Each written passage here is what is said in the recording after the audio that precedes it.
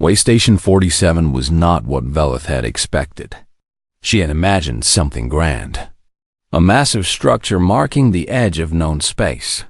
A monument to the boundary that every species respected. Instead, she found a small collection of docking platforms floating in the void. A few dozen ships came and went, their captains trading goods and rumors before turning back toward civilized space. No one stayed long. No one looked toward the darkness beyond. The endless horizon docked at the station's outer ring. Elder Karath immediately began meeting with the station's administrators, discussing supply routes and safe passage back to the core worlds. He did not invite Velith to join him. She was grateful for that dawn. It took her 3 hours to find a shuttle willing to rent to her. Most pilots refused the moment they saw her destination marked on the navigation chart. They would shake their heads and walk away without a word. Some would make signs of protection from evil. Others would simply laugh and call her insane. But finally, she found one. A small vessel called the Last Step. Its owner was a tired-looking creature with too many eyes and not enough teeth. He did not ask questions. He simply took her credits and handed over the access codes. "Bring it back or do not," he said. "Makes no difference to me." Velith did not plan on coming back. Not yet. Not until she found what she was looking for. She launched from the station while Korath was still in his meetings. By the time anyone noticed she was gone, she would be beyond communication range, beyond rescue, beyond everything. The boundary appeared on her sensors as a line of static. There was no physical barrier, no wall of energy or field of debris. Just a point where all maps agreed that cartography ended. A spot in space where the known galaxies simply gave up trying. Velith crossed it without ceremony.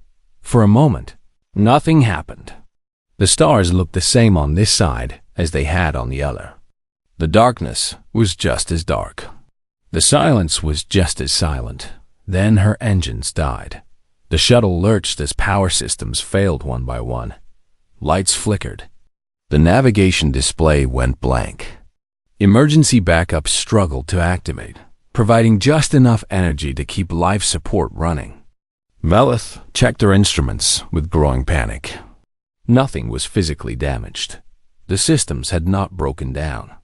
They had simply stopped working, as if something had told them to sleep. She tried to restart the engines. Nothing. She attempted to bring the communication array online. Nothing. She was drifting in the void, completely helpless, with air for perhaps 2 days if she was lucky. This was not how the stories went. The legends spoke of monsters and horrors.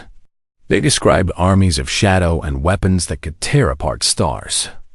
They did not mention ships that simply stopped working. Hours passed. Velith rationed her water and tried not to think about how cold it would get when the heating systems finally failed.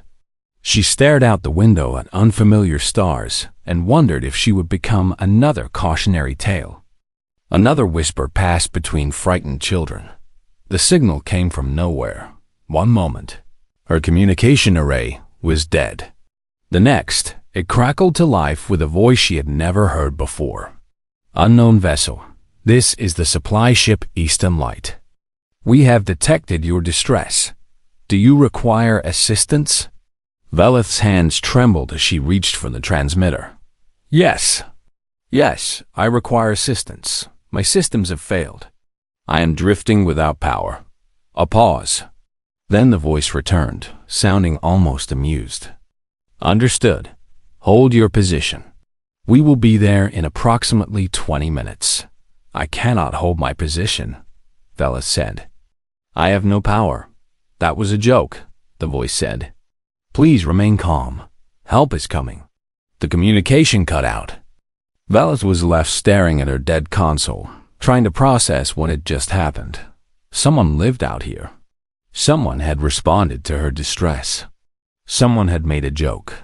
The legends had not mentioned anything about jokes. The Eastern Light appeared exactly 20 minutes later. It was a medium-sized vessel, clearly designed for cargo transport rather than combat. Its hull was a plain gray color, marked only with strange symbols that Velith did not recognize. Characters from a language she had never seen. A docking tube extended from the larger ship and attached to her shuttle's emergency port. Air hissed as pressure equalized. Then the hatch opened, and Velith found herself face to face with the Mythmakers. There were two of them. They stood upright on two legs, their bodies covered in loose fabric of different colors. Their skin was smooth and came in shades of brown. They had hair on their heads, dark and straight. Their eyes were small but expressive, watching her with what appeared to be curiosity rather than hostility. They looked remarkably ordinary. "Hello," said the first one, raising an open hand in what seemed like a greeting. "I am Captain Tay of the Eastern Light. This is my pilot, Hannah. Welcome to human space." Human. The word meant nothing to Velith. She had never heard it before. It was not in any database she had ever accessed. "I am Velith," she managed to say, "cartographer of the Tervani Mapping Guild." The two humans exchanged glances. Something passed between them, some silent communication that Velith could not interpret. Then the one, called Hannah, smiled, thought it was the strangest expression Velith had ever seen. The human's lips curved upward, revealing small white teeth. Her eyes crinkled at the corners. The entire gesture radiated warmth and welcome. "A mapmaker," Hannah said. "That is interesting. There has not been a mapmaker in this sector for a very long time. Come aboard our ship," Tay added. "We can repair your vessel and answer whatever questions you have.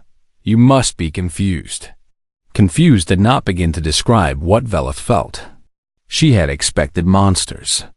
She had expected horrors beyond imagination. She had expected to fight for her life against creatures of nightmare. Instead, she was being invited for repairs and conversation by two beings who looked like they could not hurt anyone if they tried. She followed them through the docking tube and into the Eastern Light. The interior was comfortable and clean. Soft lighting illuminated corridors decorated with images of landscapes and creatures she did not recognize. Music played from somewhere, a gentle melody that seemed designed to soothe. "You are surprised," Tay observed as he led her to a small common area. "You expected something different." "I expected death," Velith admitted. The human captain nodded slowly. "Yes, most visitors expect death. It is the natural result of the stories. The myths," Hannah added, sitting down across from Velith. "The legends about what happens to anyone who enters this space." "You know about the legends?" Velith asked. The two humans laughed. It was a strange sound, rhythmic and warm, not threatening at all. "We know about them," Tay said. "We should. We created them." Velith felt the world tilt beneath her. She gripped the edge of her seat, certain she had misheard. "You created the legends? The myths about monsters and horrors and ships that never return?" "Every single one," Hannah confirmed. "It took generations. Thousands of years of careful work, planting stories in the right places, making sure they spread to every corner of the galaxy." "But why?" Velith demanded. "Why would anyone create such terrible stories about themselves?" Tay leaned back in his chair. His expression became more serious. "Because we are not warriors, Velith. We are not conquerors. We do not have powerful weapons or vast fleets. When we first reached the stars, we found a galaxy full of empires that would have destroyed us without a second thought. We needed protection," Hannah continued, "but we could not fight. So we did the only thing we could do. We made them afraid to try." Velith's mind raced. The entire structure of galactic fear, the boundary that every species respected, the terror that kept countless civilizations away from this sector of space. It was all artificial. It was all intentional. "The ships that never returned," she said slowly. "The exploration fleets that vanished. The survey crew that refused to speak. Some were our work, Tay admitted. We have technology that can disable vessels without harming the crew. We bring them aboard, treat them well, and eventually help them find new lives far from their old homes. They become part of our secret. Others were simply accidents that we took credit for, Hana added. Ships are lost in space all the time. We made sure that any loss near our borders became another part of the legend. And the Torvani survey crew? Velith asked. The ones who returned but would not speak. The two humans shared another glance. This time, Velith saw something like regret in their eyes. That was a mistake, Tay said quietly. We did not mean for them to see so much. We showed them the truth, hoping they would understand. Instead, they became afraid of something worse than the legends. What did they see? Hana stood and walked to a window. Outside, stars drifted past like they always did. The same stars that had seemed so threatening now looked peaceful. They saw that we were not monsters, Hana said. They saw that we were ordinary beings who had tricked the entire galaxy into fearing us, and they realized what that meant. What does it mean? Velith asked. They rose and joined Hana at the window. Together, they looked out at the cosmos they had hidden from for so long. It means that everything the galaxy believes is a lie, Tay said. Every map is wrong. Every history book is incomplete. Every child who grows up afraid of the boundary is afraid of nothing at all. He turned to face Velith. That is a heavy truth to carry. Some beings cannot bear it. They would rather run from knowledge than face what it means about their entire civilization's beliefs. The Eastern Light traveled deeper into human space. With each passing hour, Velith saw more evidence that everything she had believed was wrong. Ships passed them regularly. Trade vessels, passenger transports, small personal craft.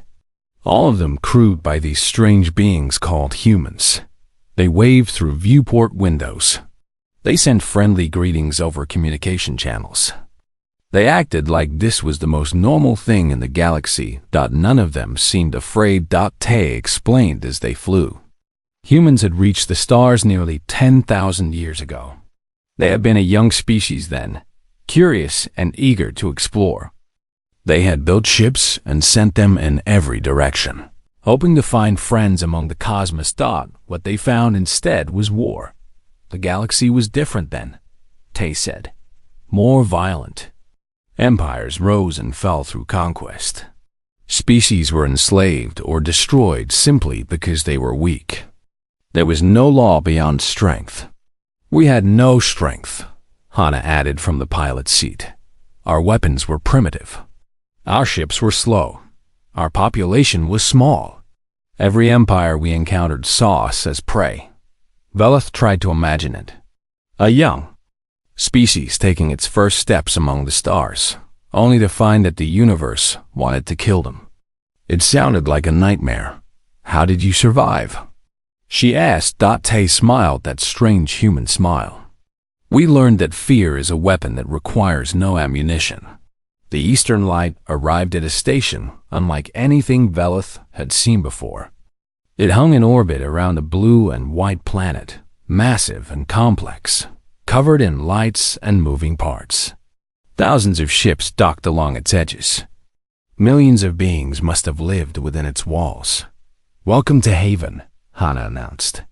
The oldest human station still in operation. This is where the Great Deception began. They docked and made their way through crowded corridors.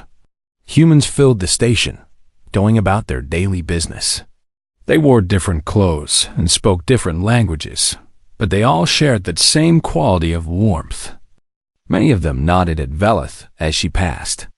Some even stopped to stare, but not with fear or hostility, only with curiosity. Tay led them to a large chamber deep within the station. The walls were covered with images and text. Displays showed star maps and historical records. In the center of the room, a holographic projection rotated slowly, showing the galaxy as it had been 10,000 years ago. A human was waiting for them. He was older than Tay and Hana, with gray in his hair and lines on his face. He wore simple clothes covered in tool marks and stains. His hands were rough from work. "Ah, the mapmaker," he said, approaching Velith with an outstretched hand. "I am Jiho. I maintain the broadcast arrays. I keep the myths alive." Velith shook his hand carefully. "The broadcast arrays?" Jiho grinned. "The tools of our survival. Let me show you." He walked to the central display and made a gesture. The holographic projection changed, showing a network of satellites and stations spread throughout human space. Lines of light connected them all, forming a web that stretched in every direction. 10,000 years ago, Jiho began, our ancestors faced a choice. They could fight and die. They could run and hide. Or they could do something that no one had ever tried before. They chose to become monsters. Tay added. Jiho nodded. Not real monsters. Something much worse. Imagine monsters. The kind that live in the dark corners of every mind. The kind that grow larger with each telling. He gestured again. The display showed scenes from across the galaxy. Different species, different worlds, different times. But all of them shared one thing in common. In each scene, beings whispered to each other. They told stories. They spread fear. We studied every species we could find, Jiho explained. We learned what frightened them. We discovered their nightmares. And then we made ourselves into those nightmares. For the Krethians, we became devourers of souls, Hana said. Ancient spirits that consumed the essence of anyone who entered our space. For the Tavani, we became shapeshifters, Tay added. Beings that could copy any form, infiltrate any society, destroy from within. For the Velix hegemony, we became plague carriers, Jiho continued. Walking diseases that killed with a touch. Velith felt cold despite the warmth of the station. You created different myths for different species? Of course, Jiho said. Fear is personal. What terrifies one being might seem harmless to another. We had to be specific. We had to know our audience. He walked to another display, this one showing the broadcast arrays in detail. These stations do not transmit messages. They transmit nightmares.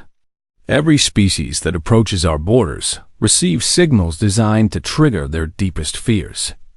The closer they get, the worse it becomes. We call it the Whisper Network, Hana said. It speaks to every mind in its own language. It tells stories that feel like memories. It creates fear so real that it becomes impossible to ignore. The Krethian invasion fleet 500 years ago, Velith said, remembering the records she had found. The 300 ships that turned back without firing. Jiho nodded. Every soldier on those ships heard the screams of their ancestors. Every captain felt shadows moving in the corners of their vision. They did not retreat because they were ordered to. They retreated because they could not force themselves to continue. Some of them went mad, Tay admitted. We do not take pride in that. We only wanted them to leave. Velith walked slowly around the room, looking at the displays. Generations of work covered these walls. Thousands of years of careful deception. An entire species dedicated to making the galaxy afraid of them. This is why no maps exist beyond the boundary, she said. No one has ever tried to chart your space, because everyone is too afraid to look. Exactly, Jiho said. The best defense is one that never needs to be used. We have not fought a real war in 8,000 years. We have not lost a single life to invasion. All because we convinced everyone that we were too terrible to approach. But you are not terrible, Velith said. You are ordinary. Kind, even. You rescued me when you could have let me die. You are showing me your secrets when you could have made me disappear. The three humans exchanged looks. Something passed between them that Velith could not understand. We have had this discussion many times, Tay said carefully. Among ourselves. What does it mean that our survival depends on lies? What does it say about us that we are peaceful beings pretending to be monsters? Some humans believe we should reveal ourselves, Hana added. They argue that the galaxy has changed, that there might be room for truth now. Others believe that would be suicide, Jiho said. The moment our enemies learn that we are weak, they will attack. All our deception will be for nothing. Velith considered this. What you believe? Tay was quiet for a long moment. I believe that fear has protected us, but it has also imprisoned us. We cannot leave our borders. We cannot trade openly. We cannot make friends among the stars. We are safe, but we are alone. That is why we brought you here, Hana said. You are the first outsider in decades to learn our truth. You are a mapmaker, a recorder of reality. We want you to understand us before you decide what to do with that knowledge. What do you mean? Velith asked. Jiho stepped forward. His old eyes were serious. You have a choice, Velith of the Torvani. You can return to your people with the truth. You can tell them that humans are not monsters. You can change everything. Or, Velith prompted. Or you can stay with us, Tay said. Learn our ways. Become part of our secret. Help us find a path forward that does not end in destruction. The weight of the choice pressed down on Velith. She had come here seeking truth. She had found it. But truth, she was learning, was never simple. I need time, she said. Of course, Hana replied. Take all the time you need. We have waited 10,000 years. A few more days will not matter. They gave her quarters on the station. A small room with a window that looked out at the blue planet below. Haven, they called it. The first human world outside Earth. The birthplace of their great deception. Velith stood at that window for hours, watching the planet turn slowly beneath her. Somewhere down there, millions of humans lived their lives. They raised families. They built communities. They laughed and cried and loved and died. All while the galaxy believed they were monsters. It was the most remarkable thing she had ever discovered, and she had no idea what to do about it. She was still standing there when an alarm began to sound. Red lights flashed in the corridor outside. Running footsteps echoed through the station. Velith opened her door and grabbed a passing human. What is happening? The human's face was pale with fear. Ships at the boundary. Hundreds of them. They are coming through. Who? The human shook free and continued running. But Velith heard the answer anyway, shouted from somewhere down the corridor. The Velix hegemony. They are finally calling our bluff. Velith had spent her entire life drawing lines on maps. She traced the paths between stars. She marked the safe routes through asteroid fields.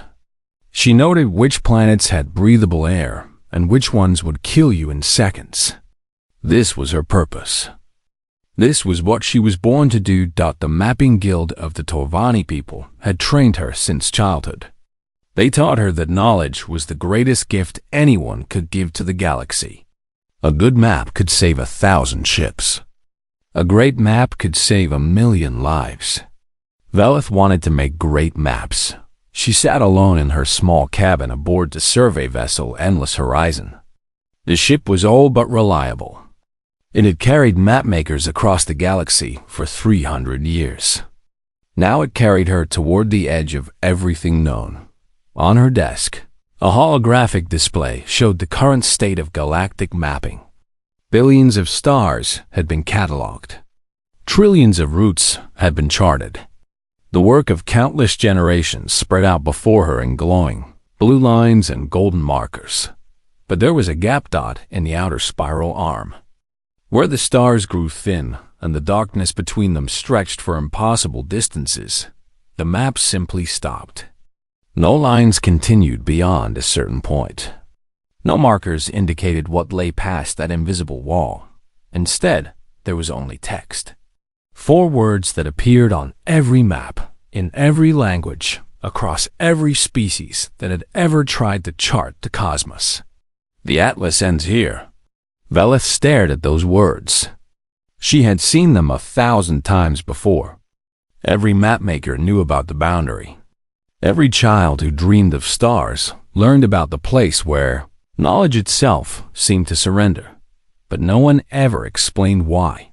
She stood and walked to the small window of her cabin. Outside, stars drifted past like snow falling sideways. The endless horizon was moving at a steady pace toward Way Station 47, the last outpost before the boundary. After that, the maps offered nothing. A knock came at her door. "Enter," Velith said, still watching the stars. The door slid open and Elder Korath stepped inside. He was old, even by Torvani standards. His scales had faded from deep blue to pale gray. His eyes, once sharp enough to spot errors in star charts from across a room, had grown cloudy with age. But his mind remained as clear as ever. "You are thinking about the boundary again," Korath said. It was not a question. Velith turned to face him. "How can I not? We are mapmakers, Elder. Our entire purpose is to chart the unknown. Yet we accept that there is a place we cannot go. We accept that there are stars we cannot name." Korath moved slowly to the chair beside her desk. He lowered himself into it with a heavy sigh. For a long moment, he said nothing. He simply looked at the holographic map with an expression Velith could not read. "There is a reason," he finally said. "Then tell me." Velith sat on the edge of her bed, facing him. "I have asked this question since I was a child. Everyone gives me the same answer. They say it is forbidden. They say it is dangerous. They say we must never go beyond the boundary. But no one tells me why." Korath's cloudy eyes met hers. "Because speaking of it gives it power." "Speaking of what?" The old mapmaker's hands trembled slightly. Velith had never seen him afraid before. In all her years of training, through all the dangers they had faced together, Korath had always been calm. He had guided her through meteor storms without flinching. He had negotiated with pirates while sipping tea. Nothing shook him until now. "The Mythmakers," he whispered. The words hung in the air like smoke. Velith felt a chill run down her spine, though she did not know why. She had never heard this term before. "Who are they?" she asked. Korath shook his head. "Not who, what? The Mythmakers are not a species. They are not a government or an empire. They are something else entirely. Something that exists in the space between what is real and what is believed." Velith frowned. "You are speaking in riddles, Elder, because the truth itself is a riddle." Korath leaned forward. "Tell me, young one, what do you know about fear?" "Fear is a survival instinct," Velith answered automatically. "It helps us avoid danger." "Yes, but what happens when fear becomes greater than the danger itself? What happens when creatures become more afraid of the idea of something than they ever could be of the thing itself?" Velith considered this. "They avoid it. They stay away." "Exactly." Korath nodded slowly. "Now imagine a species that understood this.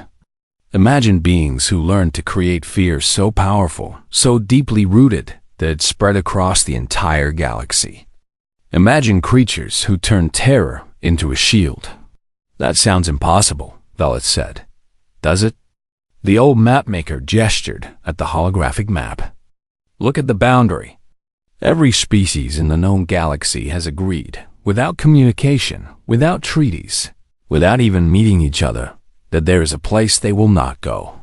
Thousands of different civilizations. Millions of years of history. And all of them, every single one, reached the same conclusion." Velith looked at the map. The boundary cut across the galaxy like a scar. It did not follow natural formations. It did not match any gravitational boundaries or radiation zones. It was artificial. Someone had drawn that line. "You are saying that the Mythmakers created the boundary," she said slowly. "I am saying that the Mythmakers are the boundary." Korath stood up, his old bones creaking. The stories about what lies beyond that line are older than most civilizations. Tales of ships that entered and never returned. Whispers of horrors that no mind could comprehend. Legends of beings so terrible that even speaking their name would bring destruction. But those are just stories, Velith protested. Kara smiled, but there was no warmth in it. Yes, they're just stories. And that is exactly what makes them so powerful. He walked to the door, then paused. We reach way station 47 in 3 cycles. You will stay aboard the ship. You will not approach the boundary. You will not ask questions about what lies beyond. And if I disobey? The old mapmaker did not turn around. Then you will become another story. Another whisper passed between frightened children. Another reason why the Atlas ends where it does. He left without another word. Velith sat alone in her cabin for a long time. The stars continued to drift past her window. The holographic map continued to glow with its millions of charted routes and its one great darkness thought. She should have been afraid. Korith's words should have filled her with the same terror that kept the entire galaxy away from that boundary. She should have accepted the warning and forgotten her questions. But Velith was a mapmaker. And mapmakers did not accept blank spaces. She pulled up her personal terminal and began searching through old records.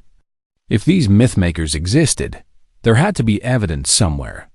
There had to be something beyond legend and whisper. The search took hours. Most records have been deleted or corrupted. Others were locked behind security protocols that even her guild access could not breach. But slowly, piece by piece, she began to find fragments. A trading ship had crossed the boundary 2,000 years ago. The captain's final transmission was a single word: beautiful. An exploration fleet from the Krethian Empire had attempted conquest of the Forbidden Zone 5 centuries past. They had sent 300 vessels. None returned. But long-range sensors had detected something strange. The ships had not been destroyed. They had simply stopped. They had powered down their weapons. They had turned around, and they had never been seen again. The most disturbing record came from a Torvani survey ship that had ventured too close to the boundary, just 50 years before Velith was born. The ship had returned safely. The crew had been physically unharmed, but every single one of them had refused to speak. They had resigned from the guild. They had destroyed their own maps. And within a year, all of them had left known space entirely, heading in the opposite direction from the boundary, running as far as they could from something they had seen, something they had understood. Velith closed the records and stared at her reflection in the dark screen. She looked the same as always. Blue scales, bright eyes, the small scar on her cheek from a childhood accident. An ordinary mapmaker with an ordinary face, but she did not feel ordinary anymore. The boundary called to her, not with fear, but with something else. Something that felt almost like recognition. Like there was something waiting there that she was meant to find. She made her decision before she fully realized she had made it. When the endless horizon reached way station 47, she would not stay aboard. She would not follow Korith's orders.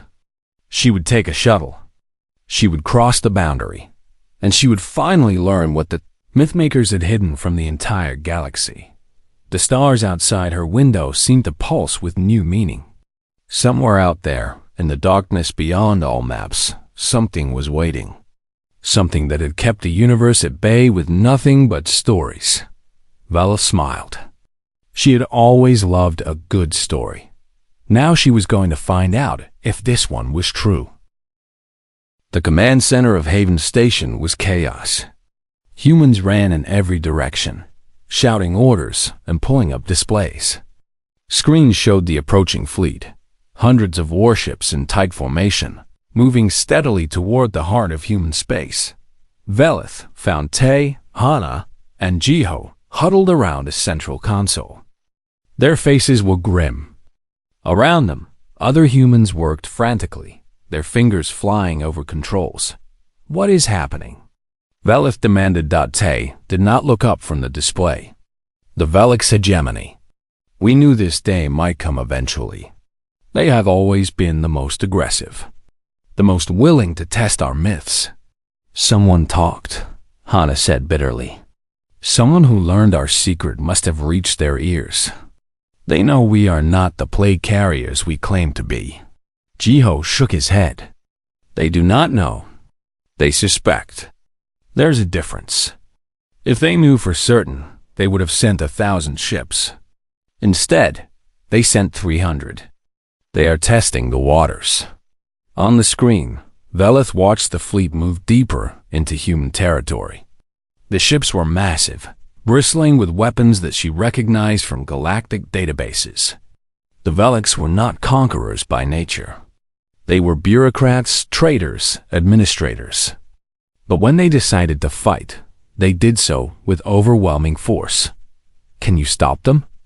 Velith asked. The three humans exchanged glances.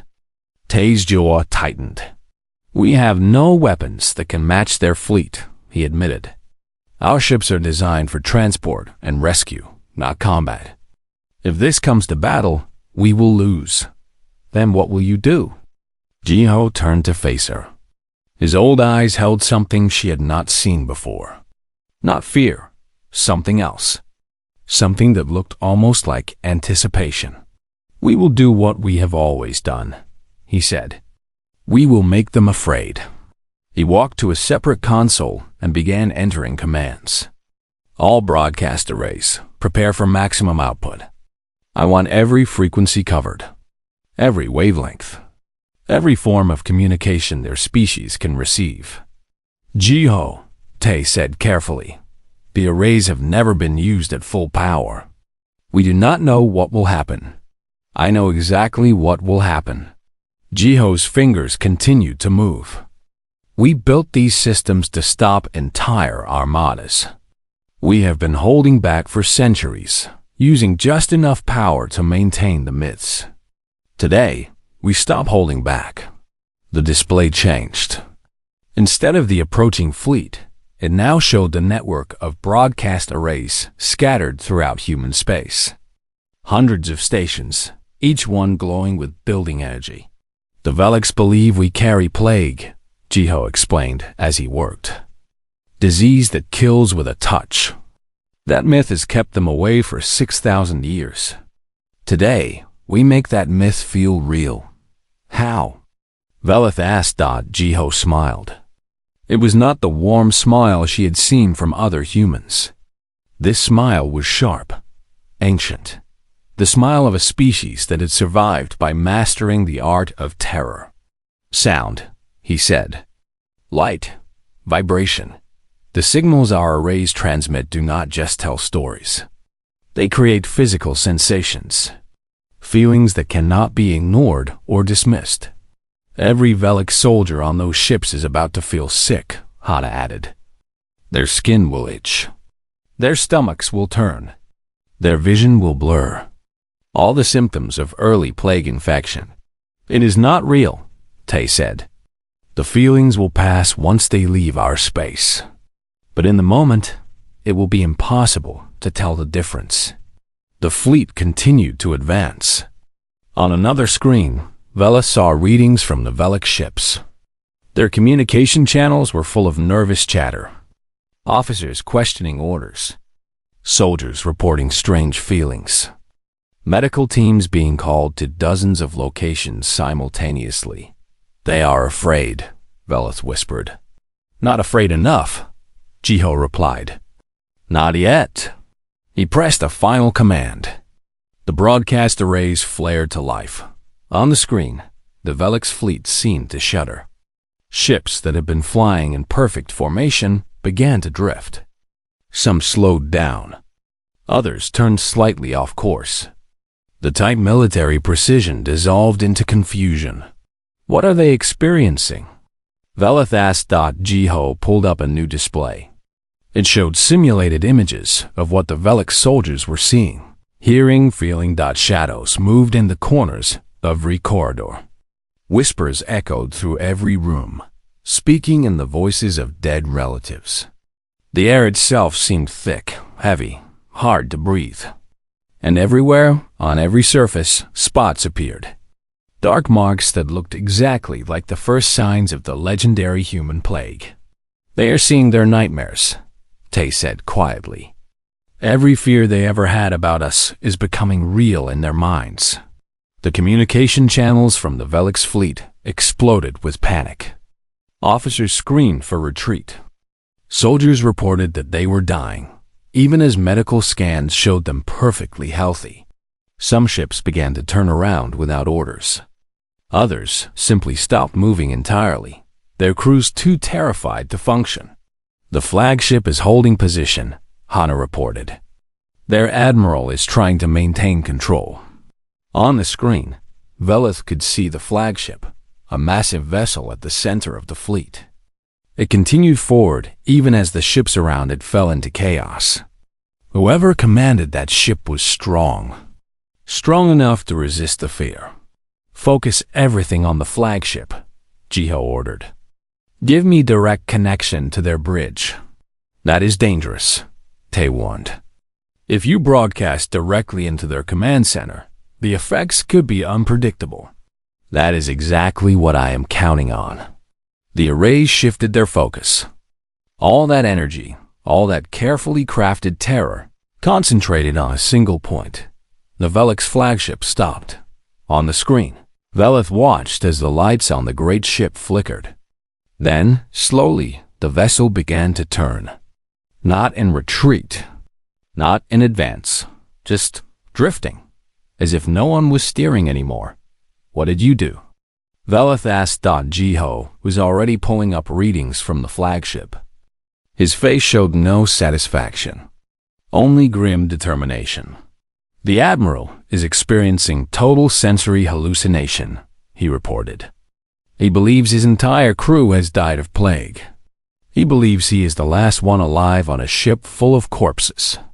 "Is he?" Velith asked in horror. "Of course not. His crew is fine. Frightened, but fine. But his mind cannot tell the difference. To him, everything he sees confirms his worst fears." On the communication channels, a new voice broke through the chaos. It was the Velix Admiral, broadcasting to his entire fleet on an open frequency. His words were barely coherent. He spoke of death, of disease, of humans who were not humans at all, a walking pestilence wearing the shapes of ordinary beings. He ordered full retreat. He begged his ships to save themselves, and then he ordered his own vessel to self-destruct. "No," Tay shouted, lunging for the controls. "Shut down the arrays." Now, but it was too late. On the screen, the Velix flagship erupted in a ball of fire. Thousands of soldiers who had been perfectly healthy, who had been in no real danger, died in an instant because their admiral could not escape his own terror. The remaining Velix ships fled. They did not maintain formation. They did not cover each other's retreat. They simply ran, scattering in every direction, desperate to escape the horror they believed they had encountered. Within an hour, human space was empty of invaders. The boundary was secure. The myths had held. But the command center was silent. Jiho stood motionless at his console, staring at the readings from the destroyed flagship. His hands trembled slightly. "That was not supposed to happen," he said quietly. "The arrays were meant to frighten, not to kill." "They worked too well," Hana replied. Her voice was hollow. The Admiral was already unstable. The fear pushed him over the edge. Tay turned away from the screens. His face was pale. "We saved ourselves. But at what cost?" Velith looked at the debris field where the flagship had been. Thousands of lives ended by fear alone. Not by weapons. Not by disease. Just by the belief that something terrible was real. "This is what your myths create," she said slowly. "Not just protection, destruction. Yes, Jiho admitted. We have known this from the beginning. Fear is not a clean weapon. It does not stop when we want it to. It spreads. It grows. It takes on a life of its own. Then why do you use it? The old human finally looked at her. His eyes were wet with tears he was trying not to shed. Because we had no choice, he said. Because the alternative was extinction. Because sometimes, the only way to survive is to become something terrible. Hannah walked to the window. Outside, the stars continued to shine, indifferent to the tragedy that had just occurred. The Velix will not return, she said. They will tell everyone what happened here. The myths will grow stronger than ever. And more beings will die because of them, Tay added. Today it was a flagship. Tomorrow it might be an entire civilization, driving themselves to destruction because they cannot face the fear we have planted. Velith understood now why the Torvani survey crew had refused to speak. It was not because they feared humans. It was because they understood what humans had done, what humans had become, and they could not bear the weight of that knowledge. Is there another way? She asked. Can you stop hiding? Can you show the galaxy who you really are? The three humans looked at each other. Something passed between them. Years of shared burden, shared guilt, shared hope. We do not know, Tay finally admitted. We have been the monsters for so long that we do not know how to be anything else. Perhaps, Velis said slowly, that is why you need a mapmaker. They turned to look at her. What do you mean? Hannah asked. Velith gestured at the debris field on the screen, then at the broadcast arrays, then at the distant boundary where the galaxy's fear began. Maps do not rue 3 months passed before Velith was ready to leave. She spent that time learning everything she could about humans. She walked through their cities. She sat in their homes. She watched their children play and their elders tell stories. She attended their celebrations and their funerals. She became, in many ways, one of them. They were not monsters. They were not demons or plagues or devourers of souls. They were simply beings who had found themselves alone in a hostile universe and had done what they needed to survive. Some of what they had done was terrible. Velith never forgot the Velix Admiral, dying because of fear that existed only in his mind. She never stopped seeing the debris of that flagship when she closed her eyes, but she also saw other things. Human doctors treating Torvani traders who had accidentally crossed the boundary years ago and had been living among humans ever since. Human teachers educating children of a dozen species who had found their way to Haven by choice or circumstance. Human hands reaching out in welcome to anyone who approached without hostility. They were capable of creating the greatest fear the galaxy had ever known. And they were also capable of tremendous kindness.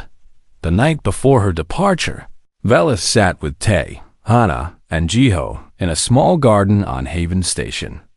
Plants from Earth and 100 other worlds grew together in careful harmony. Water trickled from a fountain shaped like a creature Velith did not recognize. A whale, Jiho explained when she asked. An animal from our homeworld's oceans. They sang to each other across vast distances. Beautiful creatures. Peaceful giants. They are extinct now, Hana added softly. We destroyed them long before we reached the stars. Another thing we are not proud of. Velith watched the water flow. You have done terrible things, but you have also done wonderful things. How do you balance the two?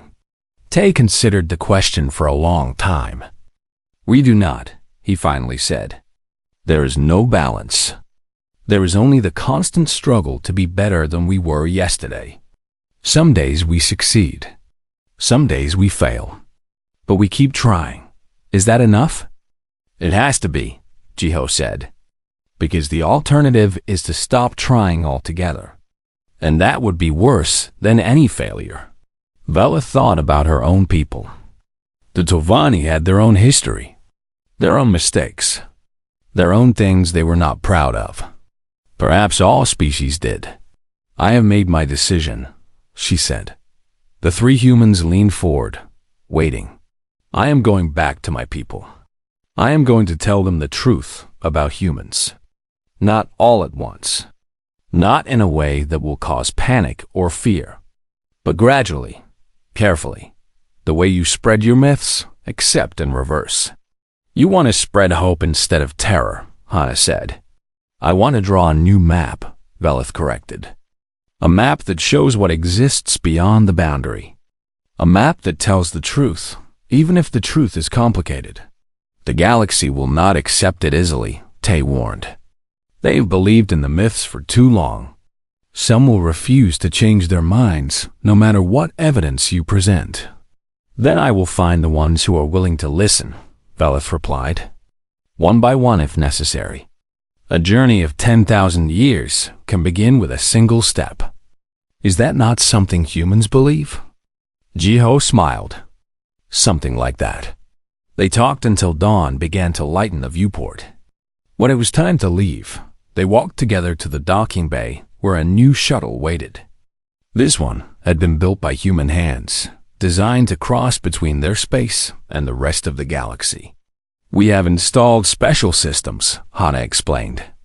The shuttle will automatically broadcast a neutral signal when you approach the boundary. It will identify you as non-threatening to any species you encounter. And we have given you something else, Tay added. He handed her a small device, no larger than her palm. A direct communication link to Haven Station. If you ever need help, if you ever want to talk, we will be here.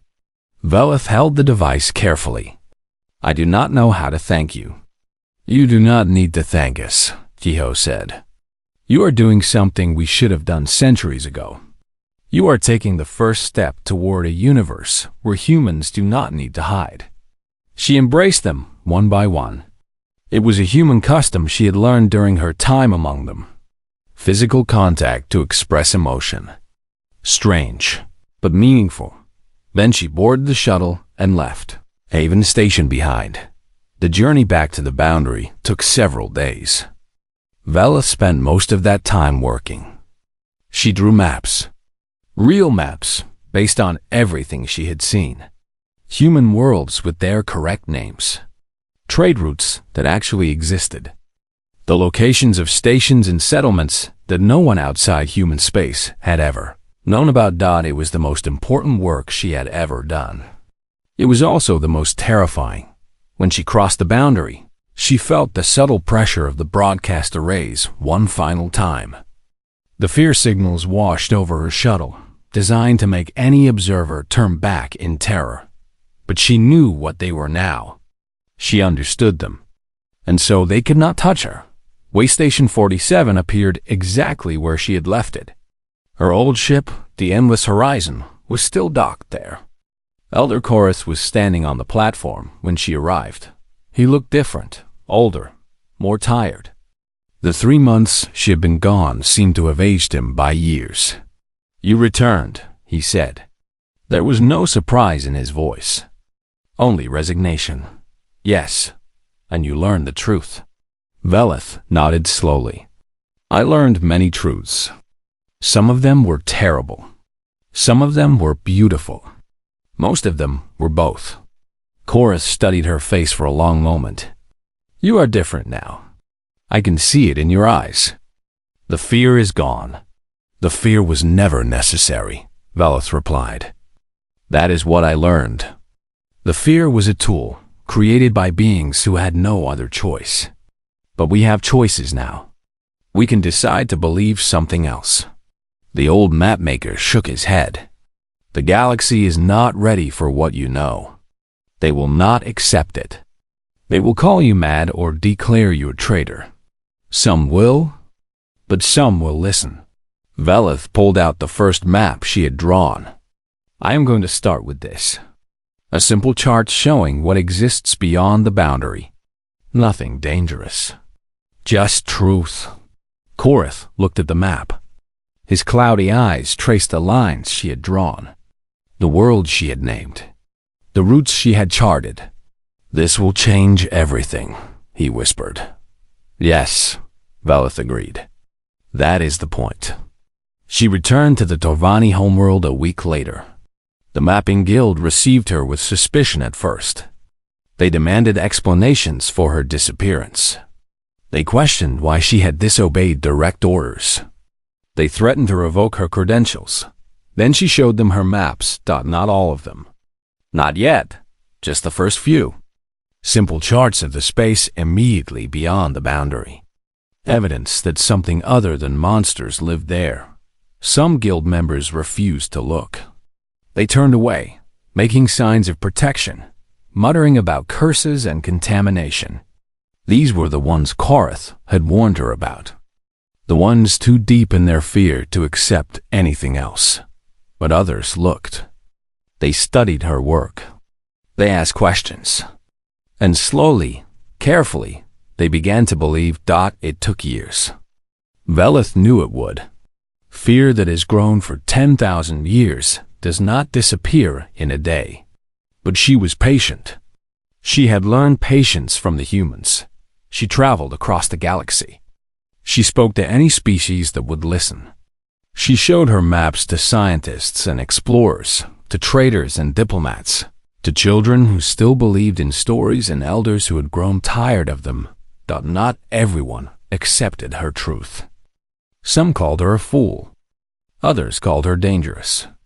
A few tried to have her arrested or silenced, but more and more, beings began to wonder. They looked at the boundary with new eyes. They questioned the legends they had been taught. They considered the possibility that the monsters of their nightmares were simply beings like themselves.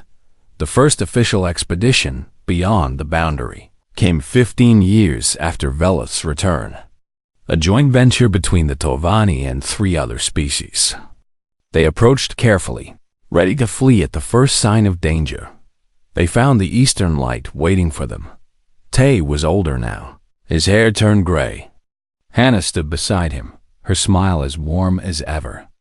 Jiho had passed away 2 years earlier, but his legacy continued in the broadcast arrays that now sent signals of welcome instead of fear.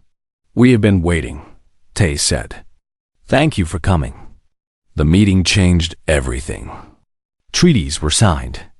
Trade routes were established. For the first time in 10,000 years, humans stepped beyond their borders and joined the rest of the galaxy. It was not easy. The fear did not disappear completely. Old myths still circulated in dark corners. Some species still refused to believe that humans were not monsters, but the map had been redrawn. The boundary still existed, but it was no longer a wall. It was a door. And slowly, carefully, beings on both sides began to walk through it. Velith lived long enough to see the first human ambassador address the Galactic Council. She stood in the gallery, watching as Tay's grandson spoke words of peace to an audience that once would have fled in terror at the sound of his voice. "We are not the myths you believed," the young man said. "We are not demons or plagues or shadows. We are simply beings who were once afraid and did terrible things to survive that fear. But we do not want to be afraid anymore. We want to be your friends." The council chamber was silent for a long moment. Then, slowly, applause began.